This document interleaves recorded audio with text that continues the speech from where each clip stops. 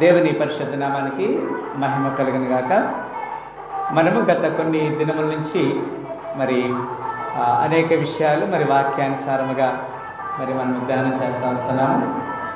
ఈ వాక్యానుసారంగా ధ్యానం చేసే విషయాల్లో ప్రాముఖ్యమైన విషయాన్ని మనం చూసినట్లయితే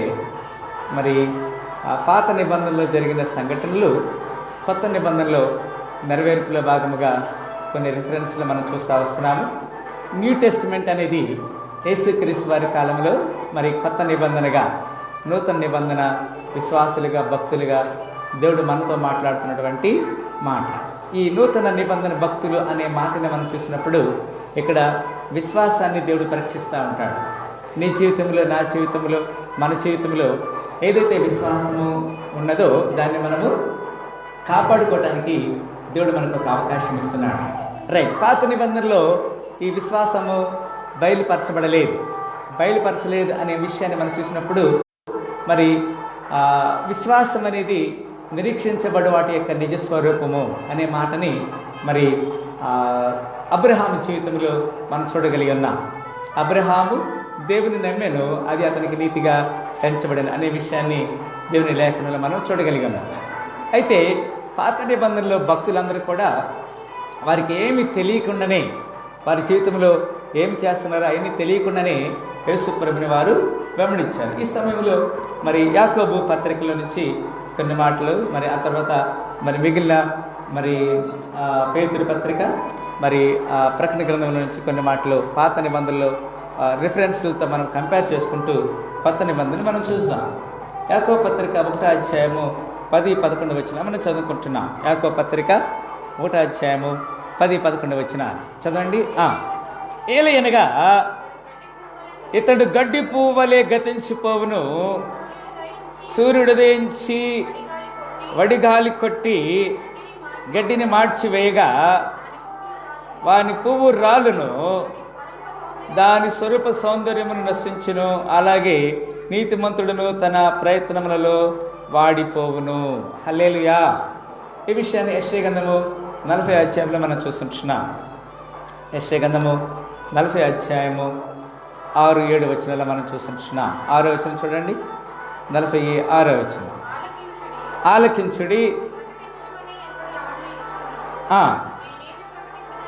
ఆలకించుడి, ప్రకటించుమని ఒకడు ఆజ్ఞ ఇచ్చుచున్నాడు, నేనేమి ప్రకటించునని మరి ఒకడు అడుగుచున్నాడు.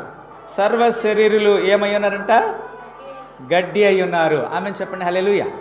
సో ఇక్కడ గమనించండి, ఇక్కడ మనము చూస్తున్నాం ప్రేరా, పాత నిబంధనలు కొత్త నిబంధనలో ఏదైతే ప్రకటన గ్రంథం యాకోబు పత్రికలో చెప్తున్నాడో, ఈ యాకోబు పత్రిక చెప్పిన సత్యాన్ని పాత నిబంధనల నుంచి తీసుకున్నాడు. పాత నిబంధనలో యెషయా చెప్పినటువంటి 40వ అధ్యాయము 6వ వచనంలో మనం చూస్తున్నాం. ఆలకించుడి, ప్రకటించమని ఒకడు ఆజ్ఞ ఇచ్చుచున్నాడు, నేనేమి ప్రకటించునని మరి ఒకడు అడుగుచున్నాడు. సర్వ శరీరులు గడ్డి అయి ఉన్నారు. మనందరము కూడా కదండి, మనము గడ్డిని పోలి ఉన్నాం. మనందమంతా కూడా గడ్డి వలె గతించిపోతుందనే విషయాన్ని మనం దేవుని యొక్క లేఖనంలో చూస్తున్నాం. అదే 4:6లో మనం చూస్తున్నాం. యాకోబు పత్రిక 4వ అధ్యాయము 6వ వచనంలో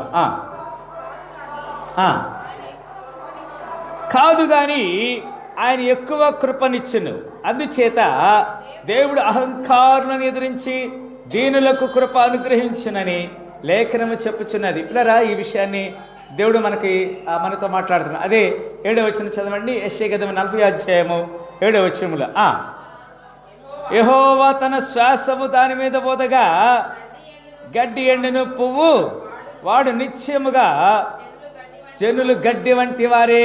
గడ్డి ఎండిపోవును, దాని పువ్వు వాడిపోవును. మన దేవుని వాక్యము నిత్యము నిలుచును. పిల్లరా, ఇక్కడ వాక్యాన్ని మనం చూస్తున్నాం, వాక్య సత్యాన్ని మనం చూస్తున్నాం. అంత మాత్రం కాదు, అక్కడే ఒక మాట, సియోను సువార్త ప్రకటించుచుదానా, ఉన్నత పర్వతము ఎక్కుము, యెరూషలేమా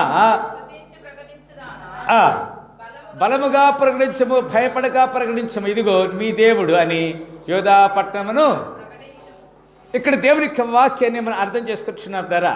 ఇక్కడ ఏం చెప్తున్నాడంటే, కాదు కానీ ఆయన ఎక్కువ కృపనిచ్చును. ఎవరికి ఇస్తాడు? దీనులకు కృప అనుగ్రహిస్తాడు.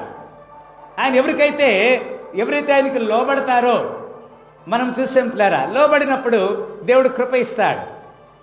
లోబడినప్పుడు అంటే దీనులకు అండాయనే, భక్తిహీనుల కూల్చును. దీనులకు అండాయనే,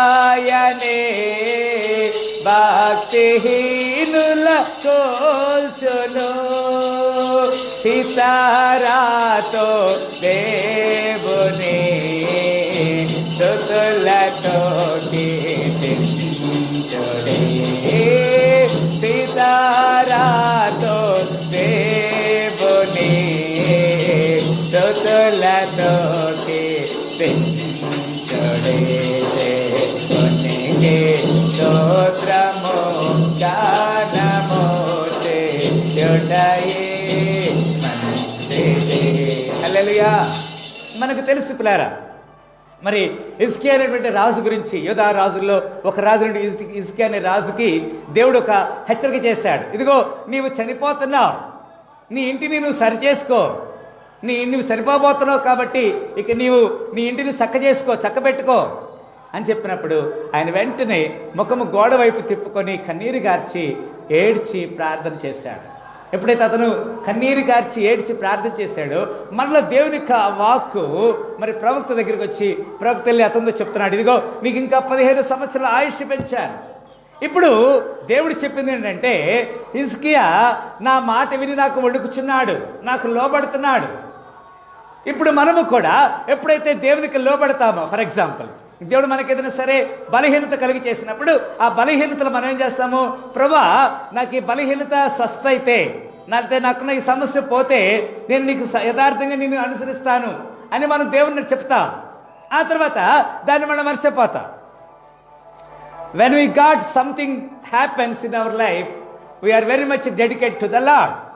When we are dedicated, it is as long as we are disobeying.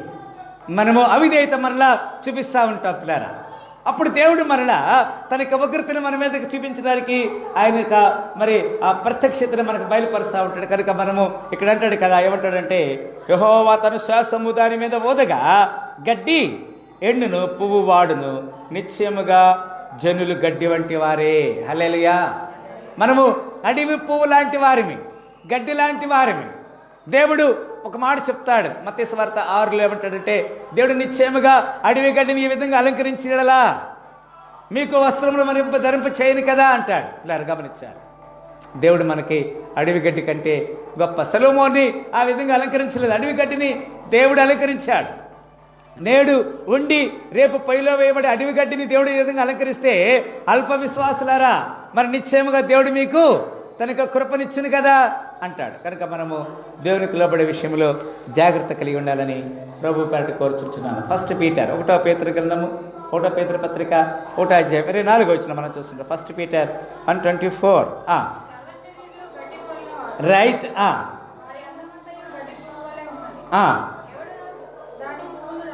చూసారా, ఇంతకుముందే మనం చూసి ఇదే మాట సేమ్ రిపీట్ చేస్తున్నాను ఇక్కడ. 1వ పేతురు 1:24 అనేది చెప్తున్నాడు. ఏమంటే, సర్వ శరీరులు గడ్డిని పోలి ఉన్నారు, వారి అందమంతయు గడ్డి వలె ఉన్నది. మన యొక్క అందము కదా, ఎన్నిసార్లు ఉదయాన్నే లేచి అద్దంలో చూసుకుంటాము, పాండు సబ్బు తర్వాత కదా కొత్త కొత్త సబ్బులు వాడతారు కదా. ఎందుకు? ఈ శరీరాన్ని సర్వ శరీరులు గడ్డిని పోలి ఉన్నారు. గడ్డిని దేవుడు ఎంత అలంకరిస్తారు చూడండి. నీళ్లు పోసినప్పుడు చక్కగా మొక్కలు వివిధ రకాల అలంకరాలతో చక్కని ఫ్లవర్స్, దాంట్లో ఏ రంగు వేసాడో దేవుడు మనకి తెలియ, ఎలాంటి పుష్పాలు వస్తూ ఉంటాయో. దేవుడు ఆ విధంగా గడ్డిని, సర్వ శరీరులు గడ్డిని పోలిన వారు, వారి అందమంతయు గడ్డి వలె ఉన్నది, గడ్డి వాడును, దాని పువ్వును రాలును. అయితే ప్రభు వాక్యం ఎల్లప్పుడూ నిలిచి. ఎందుకు మనం చూసాం కదండి, అక్కడ ఇదే మాట చెప్పాడు. గడ్డి ఎన్నో వచ్చిన, అది 8వ వచనం, గడ్డి ఎండిపోవును, దాని పువ్వు వాడిపోవును, మన దేవుని వాక్యం నిత్యము నిలుచును. ప్రియులారా గమనించాలి.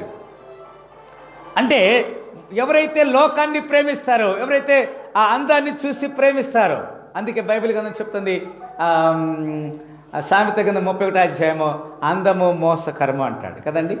అందము మోసకరము, ఆ సౌందర్యము వ్యర్థము, గుణవతి అయిన భార్య దొరుకుట అరుదు, శ్రేష్టం.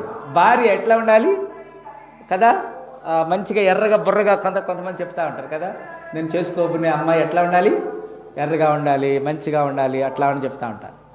ఏం చూడాలి? ఎర్రగా ఉండి చూడాలా, హృదయం చూడాలా? హృదయం చూడాలి. అందము వ్యర్థము, అందము భాస్కరము, సౌందర్యము వ్యర్థము. గుణవతైన భార్య కదండి కొన్ని ఆడదగు. మరి మనుషులు బాహ్య స్వరూపాన్ని చూస్తారు, కానీ దేవుడు అంతరంగ స్వరూపాన్ని చూస్తాడు. దేవుడు చూసేది అంతరంగ స్వరూపం. లేరా మన జీవితంలో దేవుని ఏర్పాటుకి లోబడే వారిగా మనం ఉండాలని దేవుడు కోరుకుంటున్నాడు. గడ్డి పువ్వు మరి వాడిపోవును, మరి గడ్డి ఎండిపోవును, రాలిపోవును, కానీ దేవుని వాక్యము ఎల్లప్పుడూ నిలుస్తుంది. దేవుని వాక్యముని సత్యాన్ని మనం అర్థం చేసుకోవాలని దేవుడు లేఖనం తెలియజేస్తాడు. అంత మాత్రమే కాదు, అదే 1 Peter 2:6 2వ అధ్యాయము 6వ వచనం చదవండి. 16లో ప్రభువు యెహోవా ఇలాగ సెలవిచ్చినాడు, సియోనులో పునాది రాతిని వేసిన వాడను నేనే, అది పరిశోధించబడిన రాయి, అమూల్యమైన తలరాయి, బహుస్థిరమైన పునాది రాయి, మూలరాయి అయి ఉన్నది. విశ్వసించేవాడు కలవపడ నేను న్యాయమును కొలనూలుగాను నీటి మట్టపు గుండెను పెట్టెదను. గమనించాలి ప్రేరా, ఈ లోకంలో మరి దేవుని యొక్క వాక్యము స్థిరముగా ఉంటుంది కదా. సియోనులో స్థిరమైన పునాది నీవు, సియోనులో స్థిరమైన పునాది నీవు, నీ మీదే నా జీవితము అమర్చుచున్నావు, నీ మీదే నా జీవితము అమర్చుచున్నావు, సియోనులో స్థిరమైన పునాది.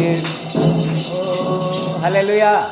నువ్వు ఎన్ని అంతస్తుల బిల్డింగ్ కట్టినా, వెదర్ ఇట్ ఈస్ 100 floors, 100 అంతస్తుల బిల్డింగ్ కట్టినా, నీ పునాది ఎక్కడ ఉండాలి? నీ పునాది స్థిరంగా ఉండాలి. పునాది ఏదైతే ఉన్నదో, ప్రారంభంలో నీ స్థితి ఎట్లా ఉన్నదో, నీవు కొంచెంలో ఎట్లా ఉన్నావో నమ్మకంగా, అదేవిధముగా ఈ లోకయాత్ర ముగించేంతవరకు దేవునికి నువ్వు లోబడాలి. ఇక్కడ ఏమంటాడంటే, సియోనులో పునాది రాతిని వేసిన వాడను నేనే, అది పరిశోధించబడిన రాయి, అమూల్యమైన తలరాయి, బహుస్థిరమైన పునాది అయిన మూలరాయి ఉన్నది. విశ్వసించేవాడు కలవరు. నీ విశ్వాసం ఉంది. If you believe you should not get any confusion. కలవరపడరు కదా. చాలామంది కలవరపడతారు, ఏమేమో పరిశాన్ అవుతూ ఉంటారు.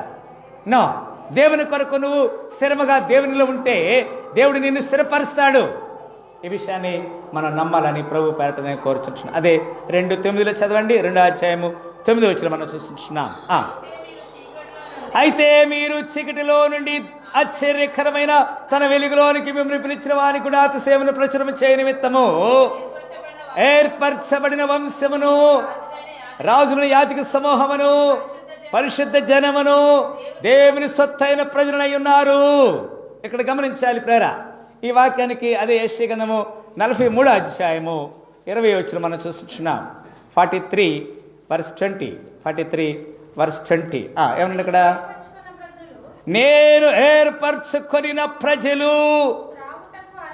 త్రాగుటకు అరణ్యంలో నీళ్లు పుట్టించుచున్నాను, ఎడారిలో నదులు కలుగ చేయుచున్నాను, అడవి జంతువులను, అడవి కుక్కలను, నిప్పు కోళ్లను నన్ను గనపరచును. నా నిమిత్తము నేను నిర్మించిన జనులు నా స్తోత్రమును ప్రచురం చేయుదురు. యాకోబు, నీవు నాకు మొరపెట్టలేదు, ఇశ్రాయేలు నన్ను గురించి నీవు విసికించితివి కదా. ఇక్కడ గమనించాలి పిల్లారా, ఇక్కడ ఏమంటాడంటే దేవుని మనం కనపరచాలి. మనము దేవుని చేత ఏర్పరచబడిన ప్రజలమి. వీఆర్ ద రాయల్ ప్రీస్ట్ కదా, రాజులైన యాజక సమూహం అక్కడ రాయబడింది కదండి. ఏర్పరచబడిన వంశమును, రాజులైన యాజక సమూహము. పేతురుపత్రికలో ఆ మాట రాయబడింది కదా. మీరు చీకటిలో నుండి ఆశ్చర్యకరమైన వెలుగులోనికి మిమ్మల్ని పిలిచిన వాని గుణాతిశయమును ప్రచురం చేయాలి. We should proclaim God's grace. We should proclaim God's great. ఆయన గొప్పతనాన్ని, ఆయన కృపను మనం ఏం చేయాలి? ప్రొక్లైమ్ చేయాలి, ప్రకటించాలి, ప్రచురం చేయాలి. అందుకొరకే దేవుడు మనల్ని ఏర్పాటు చేసుకున్నాడు. అందుకే ఇక్కడ అంటాడు అదే మాట యెషయా గ్రంథములో కదా, నేను ఏర్పరచుకున్న ప్రజలు త్రాగుటకు అరణ్యములో నీళ్లు పుట్టించుచున్నాను. పిల్లరా, మరి సీనాయి అరణ్యములో దేవుడు వారికి మన్నాని ఆహారాన్ని కురిపించాడు. తర్వాత బండ నుంచి నీళ్లు తెప్పించాడు. దేవుడు ఏర్పాటు చేస్తున్న ప్రజలకి దేవుడు ఏది కొదువు చేయడు. ఏ ప్రజలు ఎక్కడ కూడా దేవుని యొక్క వాక్యము మనం చూసినట్టయితే దేవుని నమ్మిన బిడ్డలు ఎక్కడ కూడా భిక్షమెత్తలేదు. దేవుని నమ్మిన దాసులు, దేవుని సేవ చేసిన దాసుని పిల్లలు భిక్షమెత్తలేదు. నేను మిమ్మల్ని తలగా చేస్తానని చెప్తున్నాడు. నేను మిమ్మల్ని పైవారుగా చేస్తానని చెప్తున్నాడు. దేవుని పనికి నమ్మకంగా దేవునికి లోబడిన వారిని దేవుడు ఎప్పుడు కూడా తలగానే ఉంచుతాడనే వాక్యాన్ని దేవుడు ఇక్కడ మనకి హెచ్చరిక చేస్తున్నాడు. ప్రేర అదే 1 పీటర్ 3:10 3వ అధ్యాయము 10వ వచనం మనం చూస్తున్నాం. జీవమును ప్రేమించి మంచి దినమును చూడగోడు వారు చెడ్డదాన్ని పలుకకుండా తన నాలుకను కపట వాక్యము చెప్పకుండా తన పెదవులను కాచుకునేవారును అతడు కీడు నుండి తొలగి మేలు చేయవలను. సమాధానం వెతికి దానిని ప్రభు కన్నులు నీతిమంతుల మీదను ఆయన చెవులు వారి ప్రార్థన వైపున ఉన్నవి, కానీ ప్రభువు ముఖము కీడు చేయువారి విరోధముగా. కీడు చేయకూడదు మనము కదండి. కొంతమంది కీడు చేస్తూ ఉంటారు కదా, కొంతమంది సంబడి మేడ్ మిస్టేక్స్ కదా. బైబిల్ గ్రంథం చెప్తుంది, గురుడ్డి వారి ముందు ముళ్ళ కంప అడ్డం వేయకూడదు కదా. నీ పొరుగు వారి ఏదైనా సరే ఆ పశువు కానీ గేదె కానీ మేక కానీ తొలగి దూరంగా వెళుతుంటే ఏం చేయాలి? దాన్ని దారి మళ్ళించకూడదు. దాన్ని ఏం చేయాలి? తిరిగి ఇంటికి తోలాలి. లేకపోతే చెవిటి వారిని తిట్టకూడదు కదా. వీడికి వినపడతలేదులే చెప్పేసి కొంతమంది ఉంటారు కదా. అదే చెవిటోడా అరే అట్లా తిడతారు. అట్లా తిట్టచ్చా? అట్లా తిట్టకూడదు. ఎందుకంటే దేవుడు చూస్తూ ఉంటాడు, మనం ఎవరు చూడము కదా. ఇప్పుడు గుడ్డి వాళ్ళ ముందు కంచె అడ్డ వేయకూడదు, చెవిటి వాళ్ళని తిట్టకూడదు. ఇది బైబిల్ చెప్తున్న లేఖనం. దేవునికి లేఖనానికి మనం విరుద్ధంగా ఉండకూడదు. లేదా అది కీర్తన గ్రంథం 34వ అధ్యాయము 12వ వచనం ఈ మాట రాయబడింది. కీర్తన గ్రంథం 34:12 34:12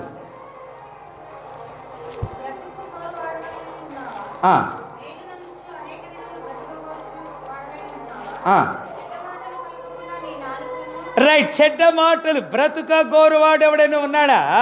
మేలు నొందుచు అనేక దినములు బ్రతుకు గోరువాడు ఎవడైనా ఉన్నాడా? చెడ్డ మాటలు పలకుండా నీ నాలుకను, కపటమైన మాటలు పలకుండా నీ పెదవులను కాచుకోవాలి. చదవయ్యా, చదమ్మా. కీడు చేయటం అని మేలు చేయము, సమాధానం వెతికి దాన్ని వెంటాడము. యెహోవా దృష్టి నీతిమంతుల మీద ఉన్నది, ఆయన చెవులు వారి మరలు కొగ్గుచున్నది.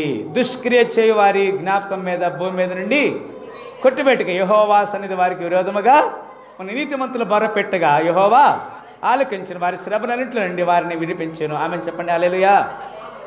ప్రియరా, మనం ఎప్పుడైతే నీతిమంతులుగా ఉంటామో, దేవునికి లోబడతామో, అది దేవుడు చూస్తూ ఉంటాడు.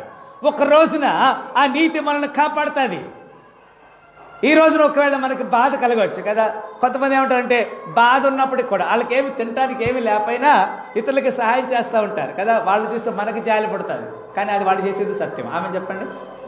వాళ్ళ ఇంట్లో ఏమి లేదు, ఏమి లేకపోయినా కానీ నీతిమంతుడికి కలిగే ఆపదలు అనేకములు, వాటన్నింటిలో నుండి యెహోవా వారిని విడిపించేసారు. పిల్లరా, మనం అనుకుంటాము నేను నీ దేవుని వెంబడిస్తున్నాను కదా, నాకెందుకు ఇంత బాధ కలుగుతుంది అనుకుంటా కదమ్మా. నేను దేవుని వెంబడించినందుకే నాకు బాధలు వస్తున్నాయి పాస్టర్ గారు అంటారు. Right, no problem. ఇక్కడేమంటాడు? నీతి మంత్రి కలిగే ఆపదలు అనేకములు. ఇప్పుడు మనకు అనేక ఆపదలు ఉన్నాయా లేవా? ఉన్నాయి, రావచ్చు, నో ప్రాబ్లం. మనం చూసాం, ఎవరిని? యోబుని చూసాం. He face so many troubles. His own wife కదా, ఆయన సొంత భార్య ఏం చెప్పింది? ఇంకా ఏందయ్యా నీతిమంతుడిగా ఉంటున్నావు, దేవుని తిట్టు, దేవుని తిట్టి చనిపో. అప్పుడు ఆయన చెప్పాడు, నీ దుర్మార్గురాలుగా మాట్లాడవా కదా, దుష్టురాలుగా మాట్లాడుతున్నావు నువ్వు. మనం ఎప్పుడు దేవుని దగ్గర నుంచి మేలే పొందాలా, కీడు పొందొద్దా? కొన్నిసార్లు కీడైతే ఏమవుతుంది చూసారు. అది దేవునికి లోబడే మాట అని ప్రభు పేరట నేను మిమ్మల్ని కోరుచుంటున్నాను. 1 పీటర్ 4:18, 1 పేతురు 4వ అధ్యాయము 18 వచ్చిన 1 పేతురు.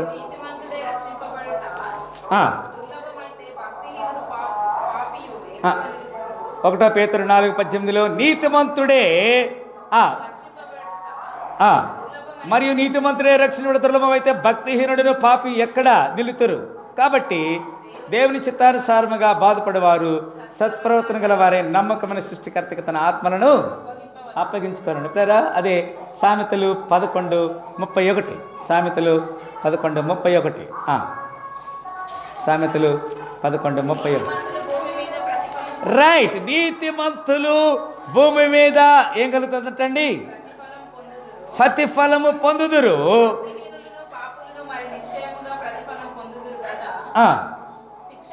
చాలు చాలు చాలు చాలు పిల్లలు గమనించండి. ఇక్కడ దేవుడు మనతో ఇక్కడ చక్కని మాట హెచ్చరిక చేస్తున్నాడు. నీతిమంతులు ఏమంటాడు? భూమి మీద ప్రతిఫలం పొందుతారు. మనము ఈ విషయానికి లోబడాలనేది దేవుని యొక్క ఉద్దేశం కదా. నీతిమంతులుగా నీవు వింటే అంటే ఇప్పుడు మనం చెట్టు పెట్టిన వెంటనే ఇప్పుడు మనం మామిడి టెంక నాటాము, భూమిలో నీళ్లు పోసాము, వెంటనే కాయలు వస్తాయా? ఎన్ని రోజులు రావాలి? కనీసం 3, 4, 5 సంవత్సరాలు వస్తే చెట్టు నిండా కాపులు కాస్తాయి. అప్పుడు వేరే వాళ్ళు చూసిన వాళ్ళు ఏమనుకుంటారు? అబ్బా ఎంత చక్కని కాపు కాస్తుంది ఈ చెట్టు.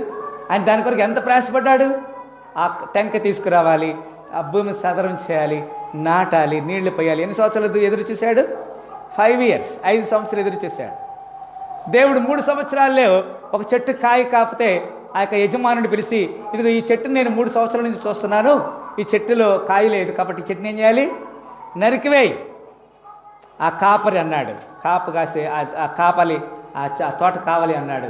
అయ్యా ఇంకొక సంవత్సరం ఆగు, ఈ సంవత్సరం కూడా అది కాపు కాయపోతే ఏం చేయాలి? దాన్ని నరికివేస్తాను. ఈ సంవత్సరం దానికి ఎరివేస్తా. ఎరువేంటేది ఇప్పుడు ఇదే వాక్యమే. ఎరువంటే వాక్యం. విశ్వాసులకి నువ్వు ప్రతిఫలము ఫలించకపోతే నీతిమంతులు ఫలించాలి కదా. నీతిమంతులు ఏం చేయాలి? ఫలించాలి. నీతిమంతుడే రక్షించబడే దుర్లభం అయితే పాపి ఎక్కడ? దేవుని బిడ్డలే రక్షణలో లేకపోతే, ఈ విశ్వాసులు స్థిరంగా లేకపోతే పాపి ఎక్కడ కదా. కొన్నిసార్లు భోజనం ఎవరైనా సరే మనకు భోజనాలు పిలిచారు. భోజనాన్ని పిలిచినప్పుడు మనం ఏం చేయాలి? వాళ్ళు పెట్టిన మనం తిని వాళ్ళని దీవించాలి. ఉప్పు లేదు, కారం లేదు, ఇది ఇట్లే నన్ను పిలవలేదు, నాకు నీళ్ళు ఇయ్యలేదు, ఇవన్నీ ఏం పరిశానలు కదా. మన దేవుని బిడ్డలు సనక్కూడదు. వాళ్ళు ఏం పెడితే అది తిని ఏం చేయాలి? వాళ్ళని దీవించాలి. అమ్మ దీవించాలా శపించాలా? దీవించాలి. వాళ్ళు ఏం పెడితే నీళ్ళు ఇస్తే చాలు, గిన్నెడు నీళ్ళు ఇస్తే వాళ్ళకి రావాల్సిన ప్రతిఫలము వారు పొందుకుంటారనేది దేవుని లేఖనంలో మనము చదువుతున్నాం. 1 Peter 5:5, 5వ అధ్యాయము 5వ వచనం చదవమ్మా.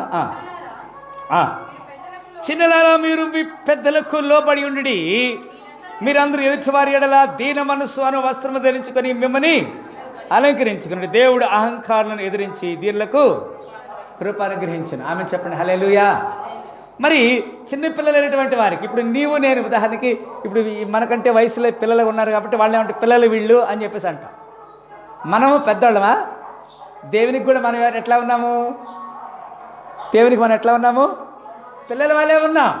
ఇప్పుడు ఈ వాక్యము not only childrens, small kids, చిన్నపిల్లలకు మాత్రమే కాదు, కానీ it is meant for everybody. ఇది అందరికీ. చిన్నలారా మీరు పెద్దలకు లోబడి ఉండి, అంటే నీకంటే పెద్దవారు ఎవరు ఉంటే వారిని ఏం చేయాలి? గౌరవించాలి కదా. ఉదాహరణకి స్త్రీలు తమ భర్తలకి లోబడి ఉండాలి. తర్వాత పిల్లలు తమ తల్లిదండ్రులకి లోబడి ఉండాలి. నీకంటే పెద్దవాళ్ళకి ఏం చేయాలి? సంఘము కాపరికి ఏం చేయాలి? నువ్వేం చెప్తావు చెప్పుకో అంటావా? అలా ఏం చేయాలి చెప్పండి? లోబడి. చిన్నలారా చదమ్మా. మీ పెద్దలకు లోబడి ఉండి, మీరందరూ ఎదుటివారి ఎడల దేని మనసును వస్త్రము ధరించుకొని మిమ్మల్ని అలంకరించుకొని దేవుడు అహంకారులకు ఎదిరించి దీనులకు అండాయనే భక్తిహీనుల కోల్చును. దీనులకు అండాయనే భక్తిహీనుల కోల్చును. కృపకు వేడు పారిలో సంతసించు పాడని. కృపకు వేడు పారిలో సంతసించు పాడని. దేవునికి స్తోత్రము గానము చేయుటయే మంచిది మనమందరము స్తుతి గానము చేయుటయే మంచిది. హల్లెలూయా. సామెతల గ్రంథం 3వ అధ్యాయము 34 వచనం. దీనికి రిఫరెన్స్లో ఆ భాగముగా సామెతల గ్రంథము 3వ అధ్యాయం 34 వచనం.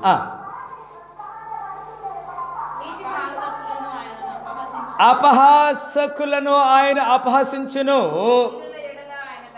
ఆమేన్, హల్లెలూయా. అపహాసకులు, అపహాసం చేసేవాళ్ళు తెలుసు కదా. అరే ఇక ఇట్లా లేదురా కదా. ఏం పరిశ్రమలు ఇవన్నీ కదా. నేను ఒక మాట నేను చెప్తున్నాను. నేను చిన్నపిల్లలప్పుడు నాకు తెలిసినంత వరకు ఒకే టెక్స్ట్ బుక్ ఉంటే ఆ టెక్స్ట్ బుక్ అందరూ ఆ పర్సనల్ జవాబులు ఆ బుక్లో నుంచి అప్పు తెచ్చుకొని వేరే స్టూడెంట్ మన ఫ్రెండ్స్ దగ్గర అప్పు తెచ్చుకొని చూసి రాసి పాస్ అయిన వాళ్ళు ఉన్నాం. నేను కూడా అట్లా కొన్నిసార్లు రాశాను. ఇప్పుడు ఎవరైనా సరే ఒక బుక్ లేదు అనుకు నోట్లో నీకు బుక్ లేదు, నీకు నోట్స్ లేదు అని మనం అట్లా అపహాసము చేయకూడదు కదా. ఇప్పుడు ఈ రోజున even we know regarding Olympics sports కదా. ఒలింపిక్ గేమ్స్లో మనం చూసినప్పుడు ఒకప్పుడు వాళ్ళు దేనికి పనికిరాని ఒక అడగాని స్థితిలో ఉండేవాళ్ళు ఈ రోజున ఒక gold medal, silver medal, brass medal వాళ్ళకి వస్తున్నప్పుడు ఆ దేశం ఏ దేశం నుంచి వాళ్ళు వచ్చి రిప్రజెంటేషన్ చేశారు, ఆ దేశం వాళ్ళకి BMW కార్లు, 10 ఎకరాల స్థలము, ఇళ్ళు బిల్డింగ్ కట్టించడం, ఎన్నెన్నో ప్రైజ్లు వాళ్ళకి ఆఫర్ చేస్తూ ఉన్నారు. మనము కొన్నిసార్లు తృణీకరించకూడదు. నీకు ఉండొచ్చు, నీకు 10 డ్రెస్సులు ఉండొచ్చు, ఒక డ్రెస్ కూడా లేకుండా చినిగిపోయిన డ్రెస్ వేసుకొచ్చేవాళ్ళు కదా. కొంతమంది ఇంతకుముందు ఏదైనా ఒక చినిగిపోయిన డ్రెస్ జాకెట్ ఏదైనా ఉంటే ఇట్లా ముసుకేసుకొని వచ్చేవాళ్ళు కదా. సీరియల్ తప్ప అర్థం చేసుకోవాలి. ఈ రోజున ఆడు చింపుకొనే వస్తాడు. ఎవడాడు చింపుకొని వస్తాడు. చింపుకొని వచ్చి ఇది ఏంద్రా, ఇది చింపుకొని వచ్చి ఏంద్రా అంటే ఇటు గరీబుడు ఉంటాడు. గరీబుడు కాదు, ఆడు ప్యాషన్ అంట వాళ్ళ స్టైల్. అది చూసా ఏం పరిస్థితి. ఒకప్పుడేమో ఈ జాకెట్ చిరిగితే ఇట్లా కుర్తిగా కప్పుకొని పాపం ఎక్కడ కనపడుతుందో కదా. ఈ సొక్కాయి చిరిగితే దాని మీద చేయి పెట్టుకుంటూ వస్తూ ఉంటారు అట్లా కదా. ఇప్పుడు ఆ ప్యాషన్ అయిపోయింది. ఇప్పుడు ఎంత పరిశానం లోకంలో కదా. ఇప్పుడు అపహాస్యం, అలాంటి వారిని అపహాస్యం చేయకూడదు. దేవుడు వారిని ఆ విధముగా ఆశ్రయించే దేవుడు అంటున్నాడు. ఇంకా నేను లాస్ట్ 2 రిఫరెన్స్ చెప్పి నేను ముగిస్తాను. ప్రకటన గ్రంథం 2వ అధ్యాయము 7వ వచనం. ప్రకటన గ్రంథం 2వ అధ్యాయము 7వ వచనం. 2:7. ప్రకటన గ్రంథము 2వ అధ్యాయం. రైట్. చెవి గలవాడు ఆత్మ సంగములతో చెప్పుచున్న మాట వినుగాక, జయించు వాని దేవుని పరదేశులో ఉన్న జీవవృక్ష ఫలము భుజింతురు. ఆమె చెప్పండి, ఎంత గొప్ప భాగ్యం పిల్లరా. అంటే మనము బాధలు, వేదనలు, ఇరుకులు, ఇబ్బందులు, సమస్యలు ఏం చేయాలి? జయించాలంటే సమస్యలు ఏం చేయాలి? అధిగమించాలి. జయించు వానిని దేవుని పరదేశులో ఉన్న జీవవృక్ష ఫలము భుజిస్తాడు. అంటే ఎప్పుడైతే జీవవృక్ష ఫలం భుజిస్తామో ఎప్పుడు జీవించగలుగుతాం, మరణము లేదిక. ఈ విషయాన్ని మనము ఎజ్కేలు గ్రంథము 28వ అధ్యాయము 13వ వచనం మనం చూస్తున్నాం. ఎజ్కేలు గ్రంథము, యెషయా తర్వాత ఉంటారు కదా. యెషయా, ఇర్మియా తర్వాత ఎజ్కేలు. 28:13.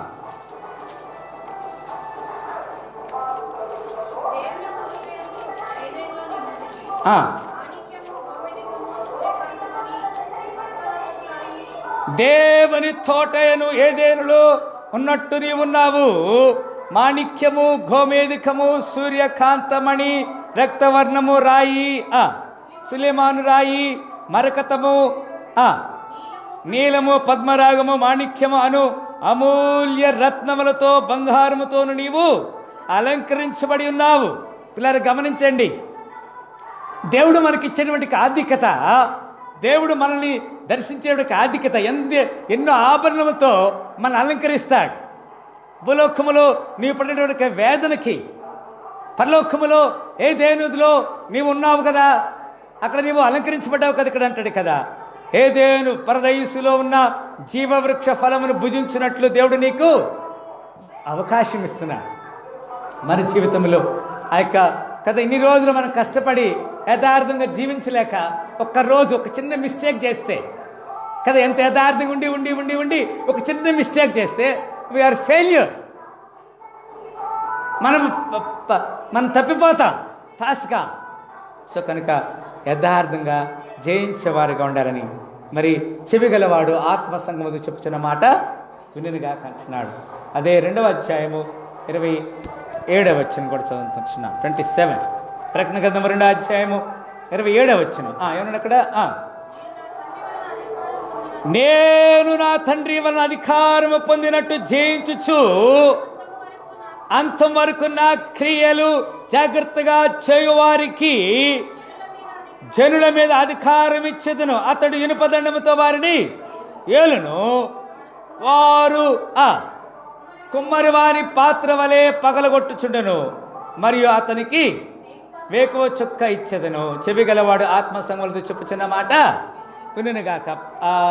కీర్తన గ్రంథం 2వ అధ్యాయము 9వ వచనం మాట చదివి మనం ముగించుకుంటున్నాం. కీర్తన గ్రంథము 2వ అధ్యాయము 9వ వచనం అంటున్నాడు, ఇనుప దండముతో నీవు వాని నలగొట్టెదవు. గమనించండి పిల్లారా, ఇక్కడ పాత నిబంధనలో చెప్పిన ప్రతి మాట కూడా కొత్త నిబంధనల నెరవేర్పుగా మనం చూస్తున్నాం. ఇనుప దండముతో నీవు వారిని నలగొట్టెదవు, కొండను పగలగొట్టడు వారిని మొక్క చెక్కలుగా పగలగొట్టెదవు. కాబట్టి రాజులారా వివేకులై ఉండుడి, భూపతులారా బాధునుడి, భయభక్తులు కలిగి యెహోవాను సేవించుడి. పిల్లలు గమనించాలి, మనము దేవుడు మనకు అధికారం ఇస్తున్నాడు.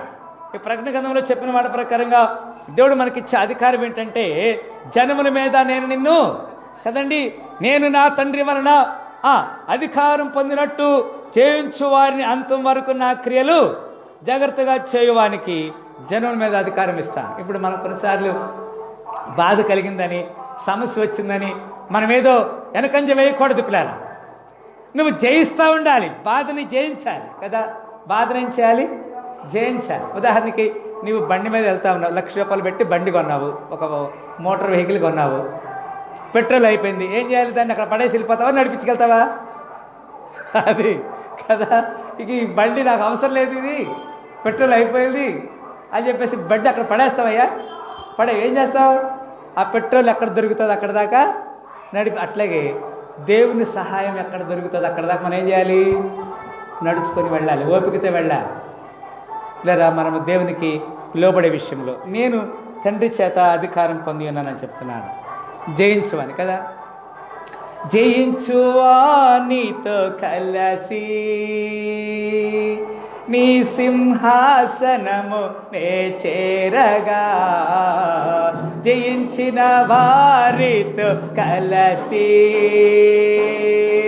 నీ సింహాసనము నే చేరగా, ఎవరికి తెలియని ఓ క్రొత్త పేరుతో, ఎవరికి తెలియని ఓ క్రొత్త పేరుతో నిత్య మహిమలు నన్ను పిలచే ఆ శుభవేళ ఏ మౌదునో నేనే మౌదునో, ఏ మౌదునో నేనే మౌదునో, ఎవరు సమీపించలేని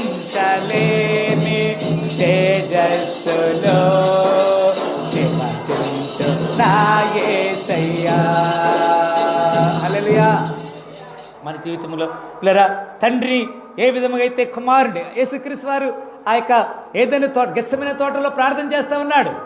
గెత్సెమనే, తండ్రి నీ చిత్తమైతే ఈ పాత్రను ఎదురు నుంచి తీసివేయి, నేను I cannot bear all this labour, ఈ సమస్యని ఈ ప్రాబ్లమ్ నేను భరించలేను, but not my will, it is your will, నా చిత్తము కాదు నీ చిత్తమే జరుగును గాక. ఈ యొక్క ఉదయకాల సమయంలో బాధ అనుభవించడానికి మనం పిలువబడ్డాం. హల్లెలూయా. శ్రమ అనుభవించడానికి మనం పిలువబడ్డాం. శ్రమను జయించిన మీదట నీవు మరి దేవుని సింహాసనం మీద ఆయన కుడిపార్శ్వమున కూర్చుండడానికి దేవుడు మనకు అధికారం ఇస్తున్నాడు. నేను నా తండ్రి వల్ల జయించబడ్డాను, తండ్రి కుడిపార్శ్వమున కూర్చున్నాను.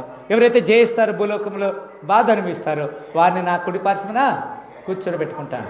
మరి మనం జయించబడి దేవుని కుడిపార్శ్వమున కూర్చుందామా, లేకపోతే ఎక్కడో తృణీకరించబడిన వారికి ఎక్కడో ఉందామా? సో జయించిన వారికి ఉండాలని నేను ప్రభు పేరటనే కోరుకుంటూ ఈ 2021వ సంవత్సరము మరి ఆగస్టు మాసము 2వ వారములో మరి భారతదేశానికి స్వతంత్రం వచ్చిన వారం కదా మనం చూస్తాం. వచ్చే ఆదివారము ఇండిపెండెన్స్ డే జరుపుకోబోతున్నాం. We are celebrating independence day. మరి మన జీవితంలో దేవుడిచ్చిన స్వతంత్రాన్ని మనం కాపాడుకుంటూ మరి పాత నిబంధనల లేఖనాన్ని కొత్త నిబంధనల బేరేజ్ వేసుకుంటూ ప్రవక్త చెప్పిన ప్రతి మాట కూడా కొత్త నిబంధన నెరవేరినట్టుగా ఉన్నది కాబట్టి మనం సరి చేసుకొని దేవునికి లోపడాన్ని కోరుకుంటూ ఈ మాటలు ముగిస్తున్నాను. దేవుడి పరిశుద్ధ వాక్యాన్ని దీవించి ఆశీర్వదించను గాక. అందరు తల వచ్చినట్టయితే ప్రార్థన చేద్దాం. స్తోత్రములు ప్రేమ గల తండ్రి, మీ అపారమైన ఉచిత కృపను బట్టి వందనాలు. పాత నిబంధనలో యాకోబు పత్రిక నుంచి 1వ పేతురు పత్రిక నుంచి ప్రభా మరి ప్రకటన గ్రంథం నుంచి కొన్ని మాటలు మేము చూడగలిగినాం. వాటిని ప్రభా మరి కొత్త నిబంధనలో యెషయా గ్రంథం నుంచి ఎజ్కేల్ సామెతలు కీర్తన గ్రంథం నుంచి మన ప్రభా మేము బేరీజ్ వేసుకొని కలిగినాం. మా జీవితంలో ఇంకెక్కడైనా పొరపాట్లుంటే అయ్యా మరి మేము జయించే వారిగా ఉండాలని ఆత్మ సంఘంలో చెప్తున్న మాట చెవిగలవాడు విన్నట్టుగా అయ్యా మేము నీకు లోబడే వారికి దయచేయమని సకల ఘనత మహిమ ప్రభావం అర్పిస్తూ యేసుక్రీస్తు వారి శ్రేష్టమైన నామములో ఇప్పుడు వచ్చిన వీళ్ళందరూ దర్శించండి. ఎవరెవరు ఏ అక్రతో వచ్చారు, ఏ అవసరంతో వచ్చారు, ప్రతి అక్రత అవసరత తీర్చబడి నీ సాక్షి జీవించి కృప దయచేయమని యేసుక్రీస్తు శ్రేష్టమైన నామములో ప్రార్థన పెట్టుకుంటున్నాము తండ్రి, ఆమేన్. మరొకసారి ఉదయకాల సమయంలో ఈ పరిశుద్ధారాధనలో పాల్గొన్న ప్రతి బిడ్డకి యేసుక్రీస్తు శుభనామములో వందనాలు తెలియజేస్తున్నాను. అంత మాత్రమే కాదు, మరి లైవ్లో కూడా నాతో ఏకమిస్తున్న ప్రతి వారిని దేవుడు దర్శించాలని కోరుకుంటూ ఈ మాటలు ముగిస్తున్నా. దేవుడి పరిశుద్ధ మాటలు దీవించి ఆస్వాదించను గాక. ఆమేన్.